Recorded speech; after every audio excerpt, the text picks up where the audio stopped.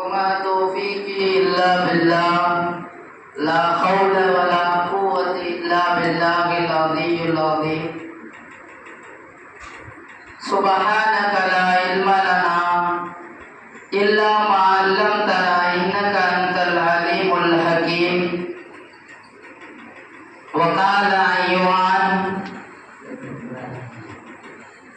ولا الشهداء بدنياها وخير الله من قيودكم كله عدو وكما قال عليه والصلاة والسلام நோக்கும் இடங்களெல்லாம் நீக்க காட்சி அளித்து ஏக்கம் வரும் மாந்தர்களுக்கு நோக்கத்துடன் எல்லாம் புகழும் ரப்புல் ஆலம் அல்லாஹ்வுக்கே உரியதாகும்.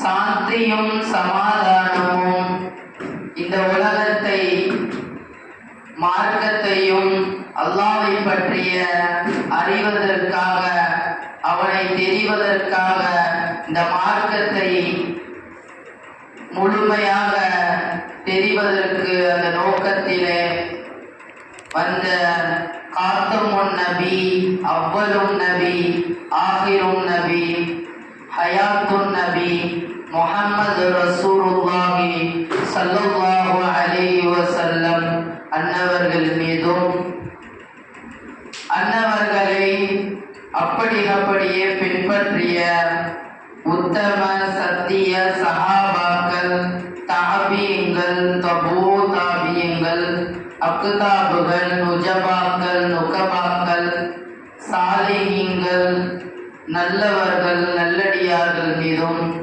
என்றென்றும் நின்று நிறைவேற்றுவானாக. ஆமீன். இந்த உலகத்திலே மனிதர்களை அல்லாஹ் படைத்தான். மனிதனை படைத்த நோக்கம் அல்லாஹ்வை வணங்குவதற்கு, அவனை வணங்குவதற்கு தான் அல்லாஹ் படைக்கப்பட்டான். ஆலமுல் அர்வாஹ் நம்மளை படைக்கிறதற்கு முன்பே அல்லாஹ் அர்வாஹிலே எழுதிவிட்டான். என்ன நடக்குமோ அதுதான் நடக்கும், நீ நினைக்கிறது நடக்காது என்பதை அல்லாஹ் அவன் தான் நாடுகிறான். அவன் நாடாமல் எதுவுமே நடக்கிறதில்லை. அவன் நாட்டத்திற்கு அப்பால் எதுவும் நடக்க போறதில்லை. அவன் நாடியது மட்டும்தான் நடக்கும். அப்படி என்றால் அடிமைத்தனம் இருந்தது.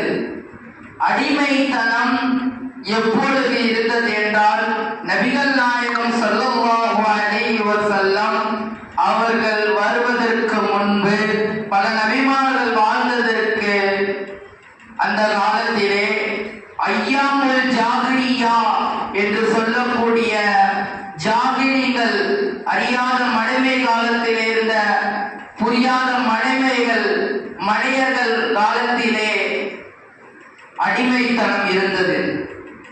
அடிமைத்தனம் இருந்தது.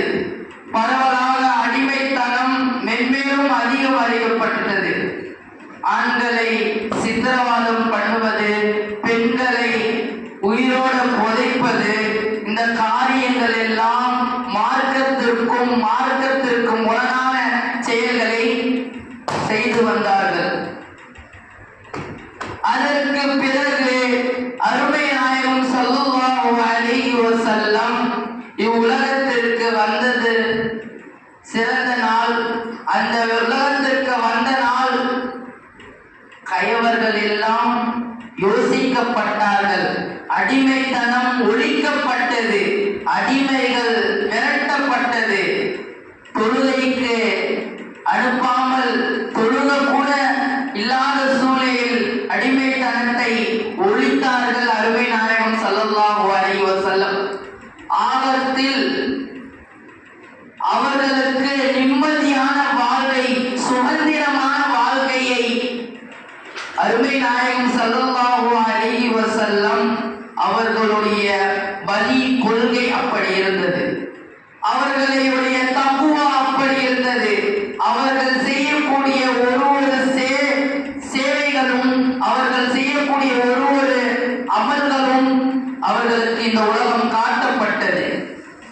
இப்படிதான் வாழணும், இப்படி வாழக்கூடாது, இதுதான் அல்லாஹ்வுக்கு பிடித்தது, இது பிடிக்காத ஒன்று, அதை செய்யாதே, அதை விட்டு நீ தவிர்த்துக்கொள் என்றதை சொல்வதுதான் மார்க்கம்.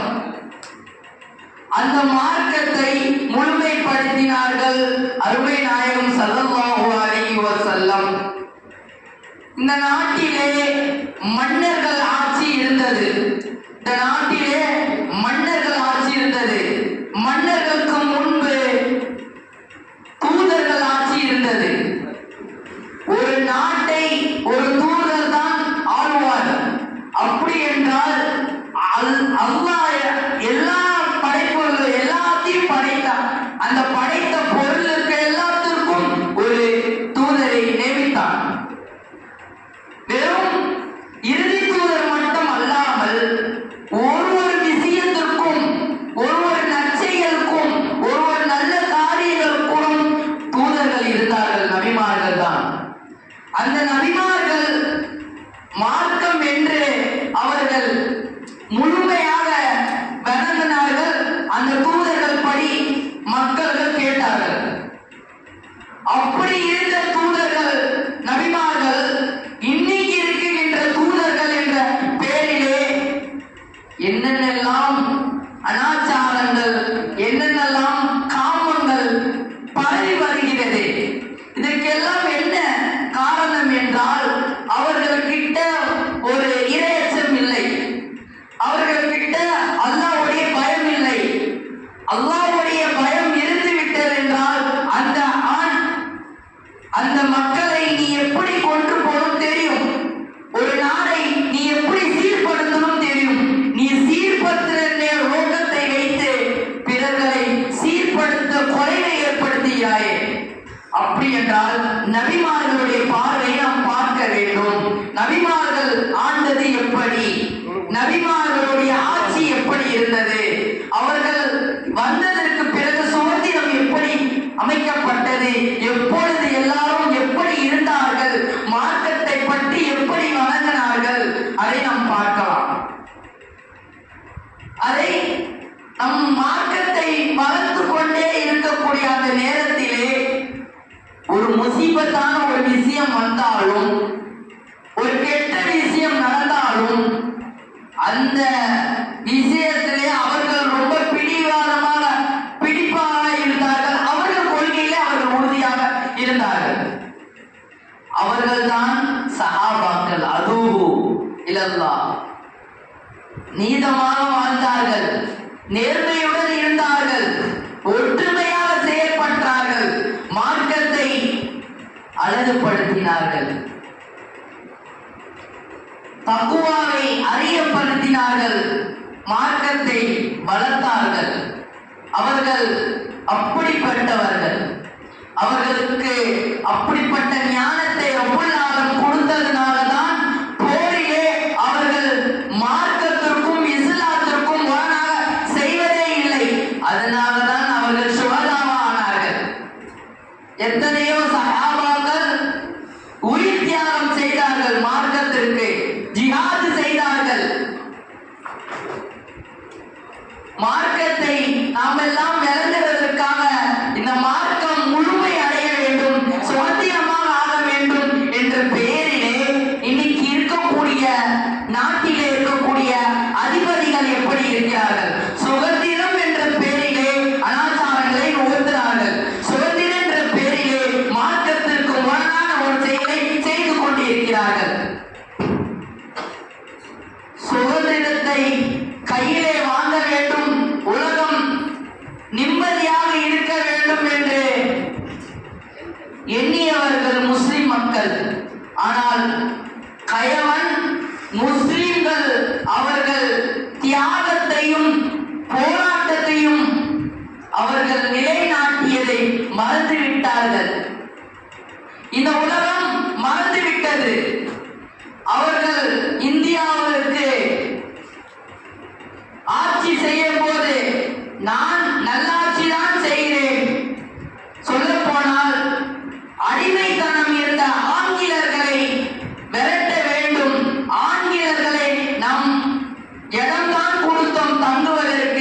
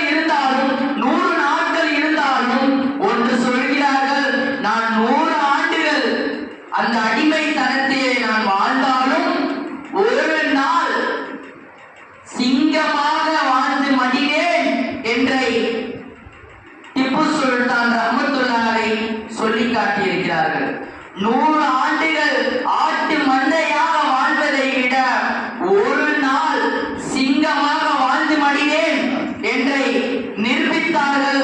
அவர்கள் வாழ்ந்தார்கள். 100 ஆண்டுகள் நான் அடிமைத்தனத்திலே இருந்தாலும் அந்த அடிமைத்தனத்தை ஒழிக்கிறதற்கு ஒரு நாள் எனக்கு போதுமானது. அந்த நாளாக நான் வாழ்ந்து மடிவேன் என்றார்களே திப்பு சுல்தான் ரஹ்மத்துல்லாஹி பகதூர் ஷா, டெல்லியின் மன்னர் பகதூர் ஷா அவர்கள் சொன்னார்களே, நான் ஆங்கிலர்களை அழிப்பதற்கு, ஆங்கிலர்களை போர் செய்வதற்கு நான் போகின்றேன். இந்தியாவிலே ஒரு மண்ணை எடுத்து நான் போகின்றேன். நான் வருவேன் வரமாட்டேன் உத்தரவாதம் இல்லை. ஆனாலும் நான் இந்தியாவுடைய ஒரு மண்ணை நான் எடுத்து செல்கிறேன். ஏன் எதற்கு எடுத்து செல்கிறார்கள் என்றால், ஏன் அங்கே உயிர் போகிவிட்டது என்றால் என்னுடைய மண்ணறையில் இந்தியாவுடைய மண் இருக்க வேண்டும். பகதூர் ஷா நினைத்தார். பகதூர் ஷா 1852 காலத்திலே வாழ்ந்த பகதூர் ஷா அவர்கள் ஆட்சி அப்படி இருந்தது. தன் பிள்ளையுடைய தலையை எடுத்து வந்தார்கள். தன் பிள்ளையுடைய தலையை எடுத்துட்டு தட்டில எடுத்துட்டு வராங்க. என்ன? அன்று மதியான உணவு பகதூர் ஷாவுக்கு. அந்த திறந்து பார்க்கிறார்கள், அவர்களுடைய பிள்ளையுடைய தலை அங்கே இருக்கிறது. அப்படி என்றால் தன்னையும் விட இந்த நாடு சுதந்திரமாக இருக்க வேண்டும் என்று அவர்கள் கையாளினார்கள். அதனால் பகதூர் ஷா போன்ற ஏராளமான முஸ்லிம்கள் மன்னர்கள் ஆட்சி செய்தார்கள். இன்று நம்மளுக்கு கொடியை விற்கிறார்கள். அட்டானியும் அம்பானியும் இன்னைக்கு கொடியை விற்கிறார்கள். ஏன் கொடியை விற்கிறார்கள்? கொடிக்கு உரிமை இல்லை. நீ கொடிக்கு நீ தகுதி இல்லாத ஆள். நீ எல்லாம் கொடியை விற்கிற அளவுக்கு இந்த நாள் மாறிவிட்டது. அன்று மன்னர்கள் ஆட்சியிலே பகதூர் ஷா இது போன்றவர்கள் எல்லாரும், ஷவுகத் அலி, லியாகத் அலி இவர்கள் எல்லாம் ஆண்டார்கள். ஆனாலும் அவர்கள் தியாகம் செய்தார்கள் இந்த சுதந்திரத்திற்காக. நாடு நிம்மதியாக இருக்க வேண்டும். ஆனால் நிம்மதி வருவதற்காக இன்னைக்கு நாம் நிம்மதியா இருக்கிறோம் என்றால் இதற்கு எல்லாத்திற்கும் காரணம் மன்னர்கள் ஆண்டார்கள்.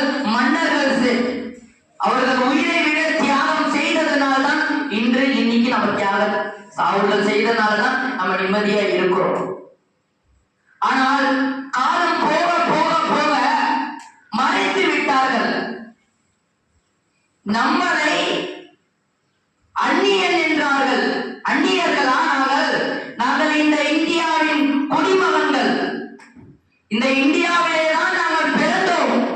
இந்த இந்தியாவிலே தான் நாங்கள் மறைவோம். எங்களை பாகிஸ்தானுக்கு போ சொல்வதை விட நீ பாகிஸ்தானுக்கு போ, நாங்கள் இந்தியாவிலே தான் இருப்போம். ஆனால் இந்தியா எங்களுக்குரியது, நாங்கள் இந்தியாவுக்குரியது. மார்க்கம் எங்களுக்குரியது. மார்க்கம் எங்களுக்காகவே வரப்பட்டது. நாங்கள் மார்க்கப்படிதான் இருப்போம். நீ என்ன சட்டம் கொண்டு வந்தாலும் அந்த சட்டத்திற்கு எல்லாம் ஒத்துதான். நீ என்ன சட்டங்கள் ஏற்கினாலும் ஷரியத்திற்கு மீறி உனக்கு எந்த சட்டமும் புகுத்தாது போகும் நாங்கள் மாட்டோம் என்பதை முஸ்லிம் மக்கள் உறுதியாக இருக்க வேண்டும்.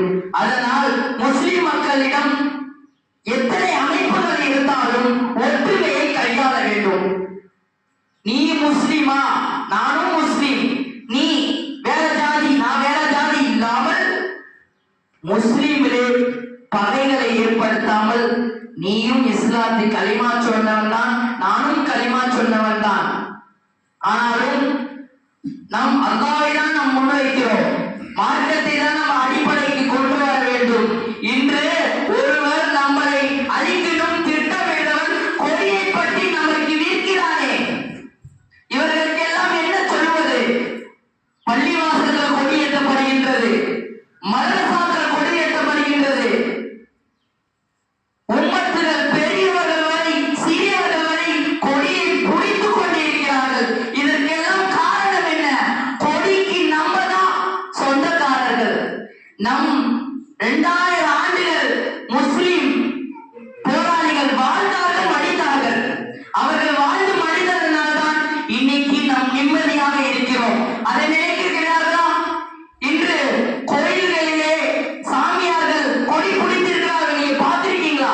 கிடையாது. ஆனாலும் பள்ளிகளிலே, கல்வித்துறைகளிலே, மதரசாவிலே கொடிகள் ஏற்றுகிறார்கள். இதற்கெல்லாம் என்ன காரணம்? நாங்கள் கொடிக்கு சொந்தக்காரர்கள். எங்கள் மூலியமாக தான் சுதந்திரம் வரப்பட்டது. சுதந்திரம் எங்களால் தான், முஸ்லிம் மக்களால் தான் 200 ஆண்டுகள் முஸ்லிம்கள் ஆட்சி செய்தார்கள். அப்பொழுதுனால் நீங்கள் நிம்மதியாக இருக்கப்படுகிறீர்கள். ஆனால் கயவன் நம்மளை விரட்டுவதற்காக நீ இந்த நாட்டுக்காரன் இல்லை என்றார்களே. நிம்மதியை வாங்கி தந்தவர்கள் முஸ்லிம்கள். எண்ணிப்பார், வரலாறை படித்துப்பார், இந்தியா கேட்டிலே பார், அங்கே யார் பெயர் இருக்கு? பெண்களால் பொறிக்கப்பட்டு இருக்கிறது முஸ்லிம்கள் பேரிலே. ஆனாலும் கயவர்கள் நம்மளை பார்த்து நீ எல்லாம் வெளியேறு என்று முழங்கிக் கொண்டேதான் இருக்கிறார்கள். ஆனாலும் நாங்கள் சொல்கிறோம், நீ வெளிநாடை நீ கடந்து போ. ஆனால் இந்தியாவிற்கு எப்படிப்பட்ட பிரதமராக இருக்கட்டும், எப்படிப்பட்ட ஆளுநராக இருக்கட்டும், எப்படிப்பட்ட உள்துறையாக இருக்கட்டும், எப்படிப்பட்ட மாநிலங்களாக இருக்கட்டும், ஆனாலும் எங்கள் சட்டம் தான் எங்களுக்கு ஸ்ட்ராங்கு. நாங்கள் சரியத்து சட்டங்களை தான் நாங்கள் ஏற்றுக்கொள்வோம். நீ போடப்பட்டிருக்கிற சட்டங்கள் எல்லாம் மௌத்துதான். நீ போடுகின்ற அத்தனை சட்டங்களும் சாவுமணிதான் என்று நாங்கள் முஸ்லிம் மக்கள் அடித்துக் கொண்டே இருக்கிறோம். எங்கள் வரலாறுகளை படி நாங்கள் களத்துக்கு இறங்க மாட்டோம். இறங்கிவிட்டால் நாங்கள் வெற்றி பெறாமல் போக மாட்டோம். இதுதான் இஸ்லாம். நாங்கள் களத்திற்கு வரமாட்டோம். நாங்கள் வந்தாலும் வெற்றி பெறாமல் நாங்கள் போக மாட்டோம். ஏனென்றால் இந்த நாட்டிலே எங்கள் முன்னோர்கள் ஆண்டார்கள், எங்கள் முன்னோர்கள் வளர்த்தார்கள். எங்கள் முன்னோர்களால் நாங்கள் பெருமைப்படுகிறோம். எங்கள் முன்னோர்களால் நாங்கள் நிம்மதியாக இருக்கிறோம். அதனால் நாம் எல்லாம் நாட்டை நினைத்து பார்க்க வேண்டும். இவர்களுடைய சதிகளை நினைக்க வேண்டும். பலஸ்தீனிலே நடக்கக்கூடிய யூதர்களுடைய அந்த முடிவு எப்படி இருக்கிறது? அவர்கள் அப்பாவி மக்களை புறக்கணிக்கிறார்களே. இதற்கு எல்லாம் என்ன உதாரணம்? கியாமத்து நாளும் மீகா அலைஹி வஸலாத்து வஸலாம் பார்த்து கொண்டிருக்கிறார்கள். கியாமத்து நாளுக்கும் மஹதி அலைஹி வஸலாத்து வஸலாம் அவர்கள் வருவதனால் இது எல்லாம் நடக்கும். நபி ஸல்லல்லாஹு அலைஹி வஸல்லம் சொல்லிவிட்டார்கள். அவர்கள் ஒருவர் ஷஹதாவாக ஆவார்கள், உயிர் தியாகம் செய்வார்கள். அவர்கள்தான் மஸ்ஜிதுல் அக்ஸாவிலே இருக்கக்கூடியவர்கள் தான் பலஸ்தீன் மக்கள்கள். கொள்கை கோபம், தன் கொள்கையை, கண் கோட்டுப்பாடை அவர்கள் என்றும் விடுவதில்லை. எனக்கு நீ சாப்பாடு கொடுக்காத, எனக்கு வீட்டு கொடுக்காத, எனக்கு உரிமையே கொடுக்காத, நாங்க சுதந்திரமாகவே இல்லை. ஆனாலும் எங்கள் மார்க்கத்தை நாங்கள் விட மாட்டோம். அதுதான் இஸ்லாம், அதுதான் மார்க்கம். மார்க்கத்தை பற்றி ஒருவர் விலகிவிட்டார்கள் என்றால், அவர்கள் உயிர் தியாகம் செய்கின்றார்கள் என்றால், அல்லாஹ்க்கு முன்னாடி அவர் ஷுஹதா, அவர் நல்லவர். அப்படிப்பட்ட கூட்டம் தான் பலஸ்தீனில் இருக்கக்கூடிய மக்கள். ஆனாலும் இன்னைக்கு இருக்கக்கூடிய அம்பானிகள், அட்டானிகள் எல்லாரும் அவர்கள் சட்டத்தை ஏற்றுக்கொண்டு இருக்கிறார்கள். நீ என்ன சட்டம் வேணாலும் ஏற்றுக்கோ, ஆனால் அந்த சட்டத்திற்கு எல்லாத்திற்கும் மார்க்கம் சட்டத்தை உனக்கு அளித்தே தீரும். மார்க்கத்திற்கு நீ சட்டத்தை புகுத்தவும் முடியாது, நீ அந்த சட்டத்தை எடுக்கவும் முடியாது. ஏனென்றால் எங்கள் அருமை நாயகம் ஸல்லல்லாஹு அலைஹி வஸல்லம் சட்டத்தை முழுமைப்படுத்தி விட்டார்கள், மார்க்கத்தை முழுமைப்படுத்தி விட்டார்கள். மக்கள்கள் துடிப்புடன் இருக்க வேண்டும், கொள்கையுடன் இருக்க வேண்டும். நாங்கள் யார்? அருமை நாயகம் ஸல்லல்லாஹு அலைஹி வஸல்லம் உம்மத். நாங்கள் யார்? ஆதம் அலைஹி வஸலாத்து வஸலாம் சங்கதி. நாங்கள் யார்? இந்த உலகத்தை சுதந்திரம் கிடைக்க வேண்டும் தியாகம் செய்தார்களே, அந்த டிப்பு சுல்தானுடைய வாரிசுகள் நாங்கள். அப்படிப்பட்ட பாக்கியத்தை அல்லாஹ் நம்மளுக்கு தந்தான். அதனால் நம்ம எல்லாம் தியாகத்தை நினைக்க வேண்டும். எப்படி சுதந்திரம் கிடைத்தது? 79 ஆண்டுகள் ஆண்டது, இன்னும் ஆண்டு கொண்டே இருக்கிறது.